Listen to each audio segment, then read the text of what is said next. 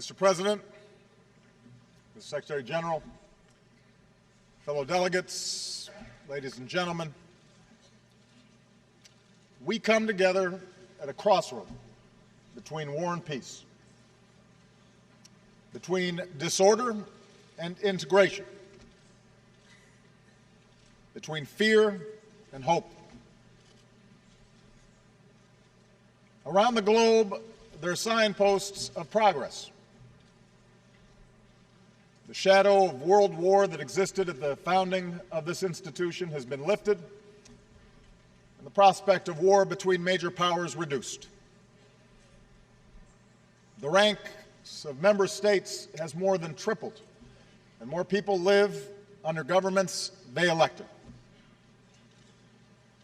Hundreds of millions of human beings have been freed from the prison of poverty, with the proportion of those living in extreme poverty cut in half.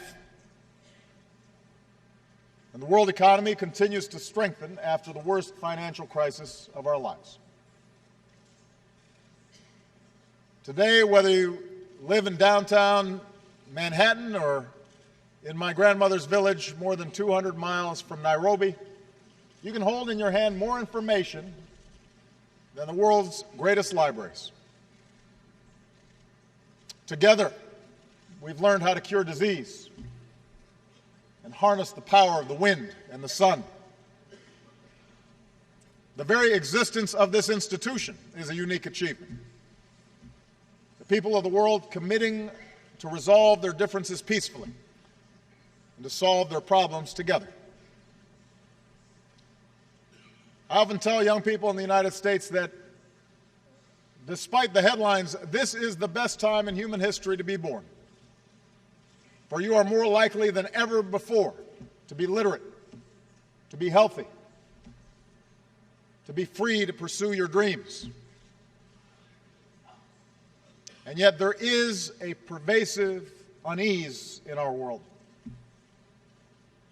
A sense that the very forces that have brought us together have created new dangers and made it difficult for any single nation to insulate itself from global forces. As we gather here, an outbreak of Ebola overwhelms public health systems in West Africa and threatens to move rapidly across borders. Russian aggression in Europe recalls the days when large nations trampled small ones in pursuit of territorial ambition. The brutality of terrorists in Syria and Iraq forces us to look into the heart of darkness. Each of these problems demands urgent attention, but they also are symptoms of a broader problem: the failure of our international system to keep pace with an interconnected world. We collectively have not invested adequately in the public health capacity of developing countries. Too often we have failed to enforce international norms when it's inconvenient to do so. And we have not confronted forcefully enough the intolerance, sectarianism, and hopelessness that feeds violent extremism in too many parts of the globe. Fellow delegates, we come together as United Nations with a choice to make. We can renew the international system that has enabled so much progress, or we can allow ourselves to be pulled back by an undertow of instability. We can reaffirm our collective responsibility to confront global problems, or be swamped by more and more outbreaks of instability. And for America, the choice is clear. We choose hope over fear. We see the future not as something out of our control, but as something we can shape for the better through concerted and collective effort. We reject fatalism or cynicism when it comes to human affairs. We choose to work for the world as it should be, as our children deserve it to be. There's much that must be done to meet the test of this moment. But today I'd like to focus on two defining questions at the root of so many of our challenges. Whether the nations here today will be able to renew the purpose of the UN's founding, and whether we will come together to reject the cancer of violent extremism. First, all of us, big nations and small, must meet our responsibility to observe and enforce international norms. We are here because others realize that we gain more from cooperation than conquest. 100 years ago, a world war claimed the lives of many millions, proving that with the terrible power of modern weaponry, the cause of empire ultimately leads to the graveyard. It would take another world war to roll back the forces of fascism, the notions of racial supremacy, and form this United Nations to ensure that no nation can subjugate its neighbors and claim their territory. Recently, Russia's actions in Ukraine challenge this post-war order. Here are the facts. After the people of Ukraine mobilized popular protests and calls for reform, their corrupt president fled. Against the will of the government in Kiev, Crimea was annexed. Russia poured arms into eastern Ukraine, fueling violent separatists, in a conflict that has killed thousands. When a civilian airliner was shot down from areas that these proxies controlled, they refused to allow access to the crash for days. When Ukraine started to reassert control over its territory, Russia gave up the pretense of merely supporting the separatists and moved troops across the border. This is a vision of the world in which might makes right. A world in which one nation's borders can be redrawn by another, and civilized people are not allowed to recover the remains of their loved ones because of the truth that might be revealed. America stands for something different. We believe that right makes might, that bigger nations should not be able to bully smaller ones, and that people should be able to choose their own future. And these are simple truths, but they must be defended. America and our allies will support the people of Ukraine as they develop their democracy and economy. We will reinforce our NATO allies and uphold our commitment to collective self-defense. We will impose a cost on Russia for aggression, and we will counter falsehoods with the truth. And we call upon others to join us on the right side of history. For while small gains can be won at the barrel of a gun, they will ultimately be turned back if enough voices support the freedom of nations and peoples to make their own decisions.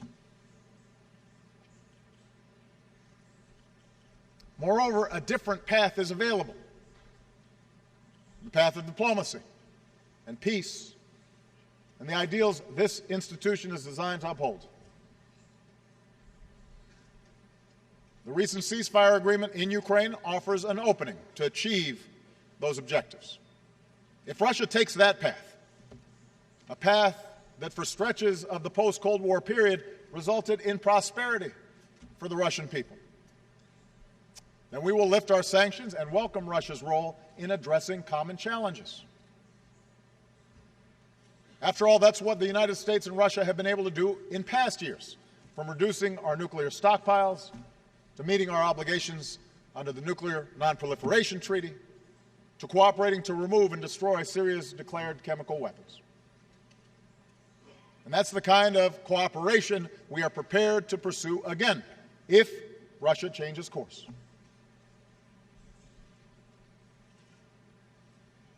This speaks to a central question of our global age, whether we will solve our problems together in a spirit of mutual interest and mutual respect, or whether we descend into the destructive rivalries of the past.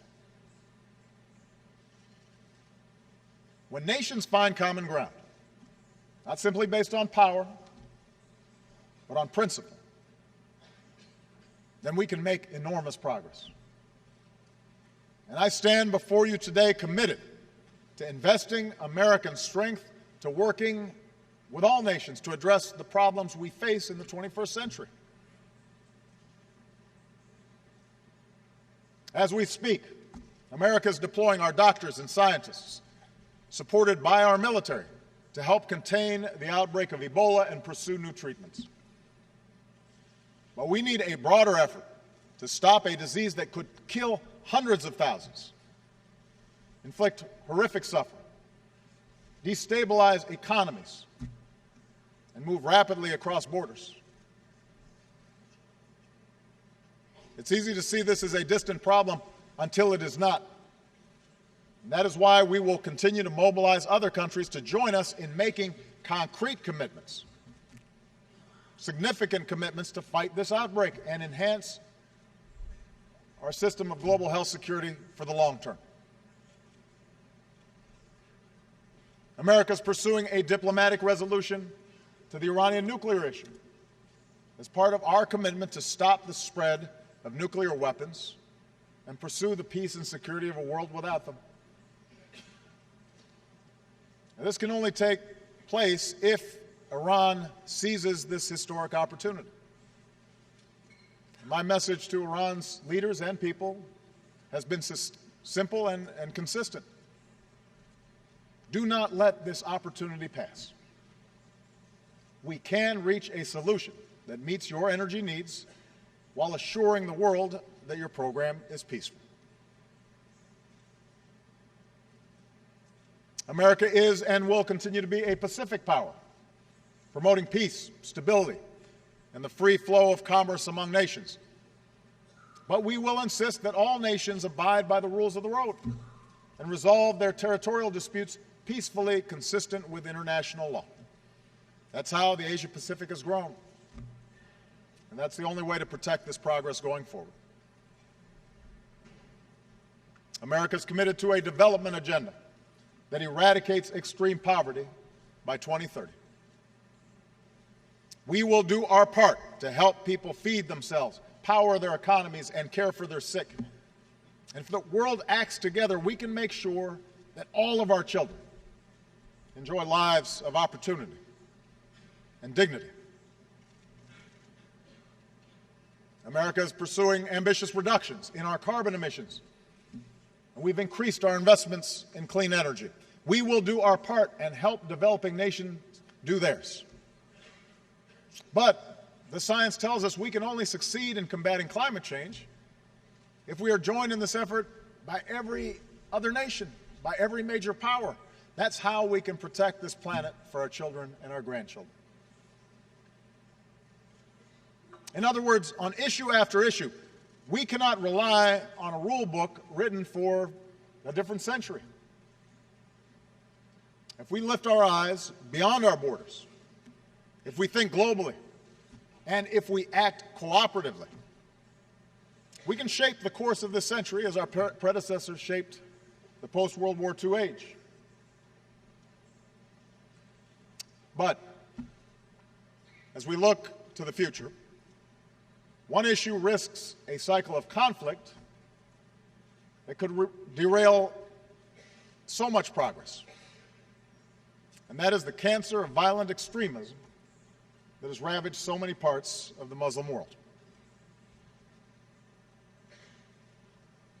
Of course, terrorism is not new. Speaking before this assembly, President Kennedy put it well. Terror is not a new weapon, he said. Throughout history, it has been used by those who could not prevail either by persuasion or example. In the 20th century, terror was used by all manner of groups who failed to come to power through public support. But in this century, we have faced a more lethal and ideological brand of terrorists who have perverted one of the world's great religions.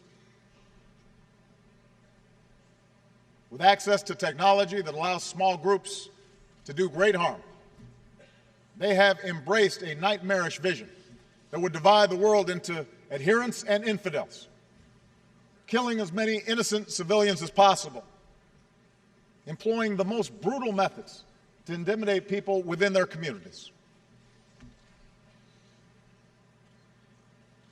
I have made it clear that America will not base our entire foreign policy on reacting to terrorism. Instead, we've waged a focused campaign against al-Qaeda and its associated forces, taking out their leaders, denying them the safe havens they rely on. At the same time, we have reaffirmed again and again that the United States is not and never will be at war with Islam. Islam teaches peace. Muslims the world over aspire to live with dignity and a sense of justice. And when it comes to America and Islam, there is no us and them, there is only us, because millions of Muslim Americans are part of the fabric of our country. So we reject any suggestion of a clash of civilizations. Belief in permanent religious war is the misguided refuge of extremists who cannot build or create anything, and therefore peddle only fanaticism and hate. And it is no exaggeration to say that humanity's future depends on us uniting against those who would divide us along the fault lines of tribe or sect, race or religion. But this is not simply a matter of words. Collectively, we must take concrete steps to address the danger posed by religiously motivated fanatics and the trends that fuel their recruitment. Moreover, this campaign against extremism goes beyond a narrow security challenge. For while we've degraded methodically core al-Qaeda and supported a transition to a sovereign Afghan government, extremist ideology has shifted to other places, particularly in the Middle East and North Africa, where a quarter of young people have no job, where food and water could grow scarce, where corruption is rampant, and sectarian conflicts have become increasingly hard to contain. As an international community, we must meet this challenge with a focus on 4 areas. First, the terrorist group known as ISIL must be degraded and ultimately destroyed. This group has terrorized all who they come across in Iraq and Syria. Mothers, sisters, daughters have been subjected to rape as a weapon of war. Innocent children have been gunned down. Bodies have been dumped in mass graves. Religious minorities have been starved to death. In the most horrific crimes imaginable, innocent human beings have been beheaded with videos of the atrocity distributed to shock the conscience of the world. No God condones this terror. No grievance justifies these actions. There can be no reasoning, no negotiation with this brand of evil. The only language understood by killers like this is the language of force. So the United States of America will work with a broad coalition to dismantle this network of death. In this effort, we do not act alone, nor do we intend to send U.S. troops to occupy foreign lands. Instead, we will support Iraqis and Syrians fighting to reclaim their communities. We will use our military might in a campaign of airstrikes to roll back ISIL. We will train and equip forces fighting against these terrorists on the ground. We will work to cut off their financing and to stop the flow of fighters into and out of the region. And already over 40 nations have offered to join this coalition. Today I ask the world to join in this effort. Those who have joined ISIL should leave the battlefield while they can. Those who continue to fight for a hateful cause will find they are increasingly alone. for we will not succumb to threats, and we will demonstrate that the future belongs to those who build, not those who destroy. So that's an immediate challenge, a first challenge that we must meet. The second, it is time for the world, especially Muslim communities, to explicitly, forcefully, and consistently reject the ideology of organizations like Al-Qaeda and ISIL. It is one of the tasks of all great religions to accommodate, devote faith with a modern, multicultural world. No children are born hating, and no children anywhere should be educated to hate other people. There should be no more tolerance of so-called clerics who call upon people to harm innocents because they're Jewish, or because they're Christian, or because they're Muslim. It is time for a new compact among civilized peoples of this world to eradicate war at its most fundamental source, and that is the corruption of young minds by violent ideology. That means cutting off the funding that fuels this hate. It's time to end the hypocrisy of those who accumulate wealth through the global economy and then siphon funds to those who teach children to tear it down. That means contesting the space that terrorists occupy, including the internet and social media. Their propaganda has coerced young people to travel abroad to fight their wars and turn students, young people full of potential, into suicide bombers. We must offer an alternative vision. It means bringing people of different faiths together. All religions have been attacked by extremists from within at some point, and all people of faith have a responsibility to lift up the value at the heart of all great religions. Do unto thy neighbor as you would have done unto yourself. The ideology of ISIL or Al-Qaeda or Boko Haram will wilt and die if it is consistently exposed and confronted and refuted in the light of day. Look at the new forum for promoting peace in Muslim societies. Sheikh bin Bayad described its purpose. We must declare war on war so the outcome will be peace upon peace. Look at the young British Muslims who responded to terrorist propaganda by starting the Not in My Name campaign, declaring ISIS is hiding behind a false Islam. Look at the Christian and Muslim leaders who came together in the Central African Republic to reject violence. Listen to the Imam who said, politics try to divide the religious in our country, but religion shouldn't be a cause of hate, war, or strife. Later today, the Security Council will adopt a resolution that underscores the responsibility of states to counter violent extremism. But resolutions must be followed by tangible commitments, so we're accountable when we fall short. Next year, we should all be prepared to announce the concrete steps that we have taken to counter extremist ideologies in our own countries. By getting intolerance out of schools, stopping radicalization before it spreads, and promoting institutions and programs that build new bridges of understanding.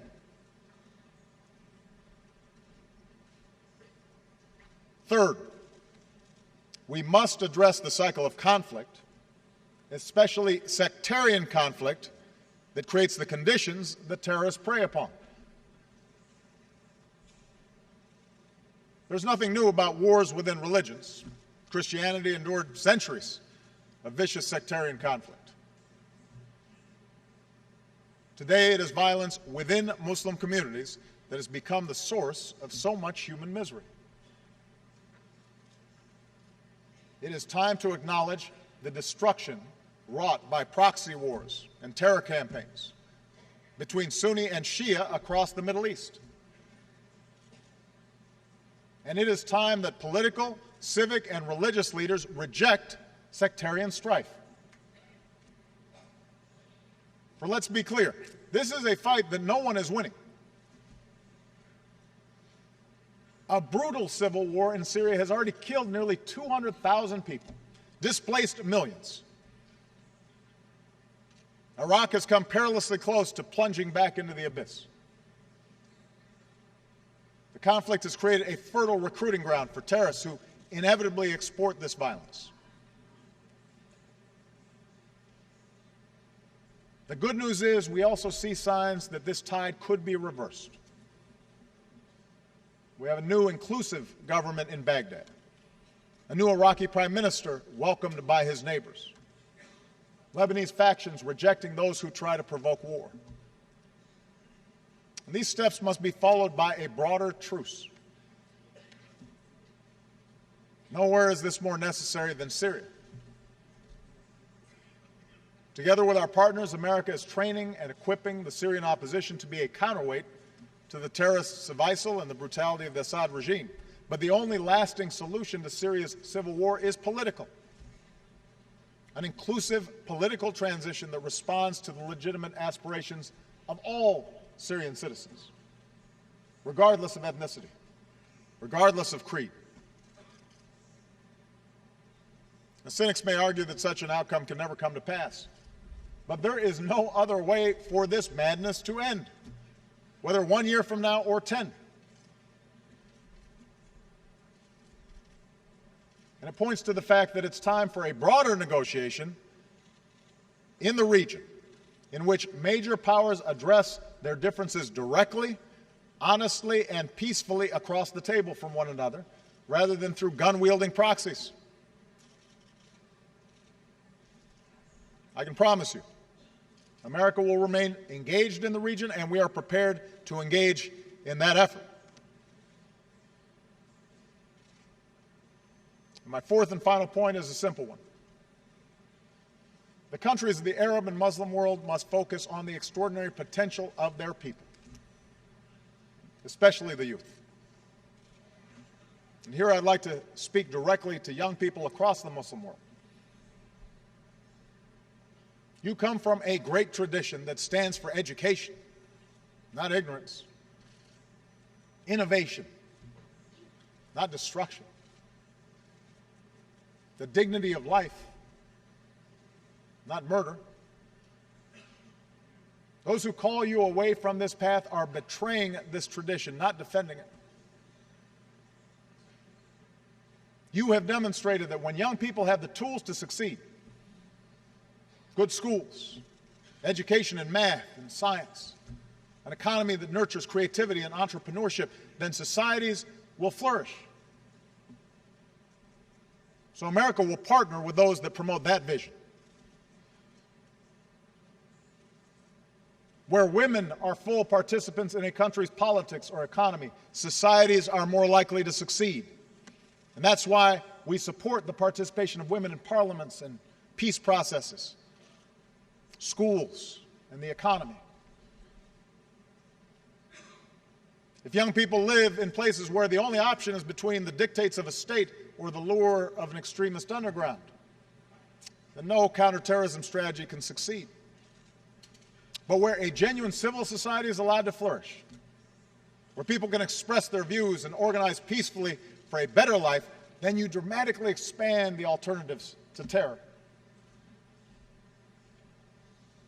And such positive change need not come at the expense of tradition and faith. We see this in Iraq, where a young man started a library for his peers. We link Iraq's heritage to their hearts, he said, and give them a reason to stay. We see it in Tunisia, where secular and Islamist parties worked together through a political process to produce a new constitution. We see it in Senegal, where civil society thrives alongside a strong democratic government. We see it in Malaysia, where vibrant entrepreneurship is propelling a former colony into the ranks of advanced economies. And we see it in Indonesia, where what began as a violent transition has evolved into a genuine democracy. Now, ultimately, the task of rejecting sectarianism and rejecting extremism is a generational task, and a task for the people of the Middle East themselves. No external power can bring about a transformation of hearts and minds. But America will be a respectful and constructive partner. We will neither tolerate terrorist safe havens nor act as an occupying power. We will take action against threats to our security and our allies while building an architecture of counterterrorism cooperation. We will increase efforts to lift up those who counter extremist ideologies and who seek to resolve sectarian conflict. And we will expand our programs to support entrepreneurship and civil society, education, and youth, because ultimately these investments are the best antidote to violence. We recognize as well that leadership will be necessary to address the conflict between Palestinians and Israelis. As bleak as the landscape appears, America will not give up on the pursuit of peace. Understand, the situation in Iraq and Syria and Libya should cure anybody of the illusion that the Arab-Israeli conflict is the main source of problems in the region. For far too long, that's been used as an excuse to distract people from problems at home. The violence engulfing the region today has made too many Israelis ready to abandon the hard work of peace. And that's something worthy of reflection within Israel. Because let's be clear, the status quo in the West Bank and Gaza is not sustainable. We cannot afford to turn away from this effort. Not when rockets are fired at innocent Israelis or the lives of so many Palestinian children are taken from us in Gaza. So long as I am president, we will stand up for the principle that Israelis, Palestinians, the region, and the world will be more just and more safe with two states living side by side in peace and security. So this is what America is prepared to do. Taking action against immediate threats while pursuing a world in which the need for such action is diminished. The United States will never shy away from defending our interests, but we will also not shy away from the promise of this institution and its universal Declaration of Human Rights. The notion that peace is not merely the absence of war, but the presence of a better life. I realize that America's critics will be quick to point out that at times we too have failed to live up to our ideals, that America has plenty of problems within its own borders. This is true. In a summer marked by instability in the Middle East and Eastern Europe, I know the world also took notice of the small American city of Ferguson, Missouri, where a young man was killed and a community was divided. So yes, we have our own racial and ethnic tensions. And like every country, we continually wrestle with how to reconcile the vast changes wrought by globalization and greater diversity with the traditions that we hold dear. But we welcome the scrutiny of the world, because what you see in America is a country that has steadily worked to address our problems, to make our union more perfect. to bridge the divides that existed at the founding of this nation. America is not the same as it was 100 years ago, or 50 years ago, or even a decade ago, because we fight for our ideals, and we are willing to criticize ourselves when we fall short, because we hold our leaders accountable and insist on a free press and independent judiciary, because we address our differences in the open space of democracy with respect for the rule of law, with a place for people of every race and every religion, and with an unyielding belief in the ability of individual men and women to change their communities and their circumstances and their countries for the better. After nearly 6 years as president, I believe that this promise can help light the world, because I have seen a longing for positive change, for peace and for freedom and for opportunity and for the end to bigotry in the eyes of young people who I've met around the globe. They remind me that no matter who you are or where you come from or what you look like or what God you pray to or who you love, there's something fundamental that we all share. Eleanor Roosevelt, a champion of the UN and America's role in it, once asked, "Where, after all, do universal human rights begin?" In small places, she said, close to home. So close and so small that they cannot be seen on any maps of the world, yet they are the world of the individual person, the neighborhood he lives in, the school or college he attends, the factory, farm, or office where he works. Around the world, young people are moving forward, hungry for a better world. Around the world, in small places, they are overcoming hatred and bigotry and sectarianism. And they're learning to respect each other despite differences. The people of the world now look to us here to be as decent and as dignified and as courageous as they are trying to be in their daily lives. And at this crossroads, I can promise you that the United States of America will not be distracted or deterred from what must be done. We are heirs to a proud legacy of freedom, and we're prepared to do what is necessary to secure that legacy for generations to come. I ask that you join us in this common mission for today's children and tomorrow's. Thank you very much.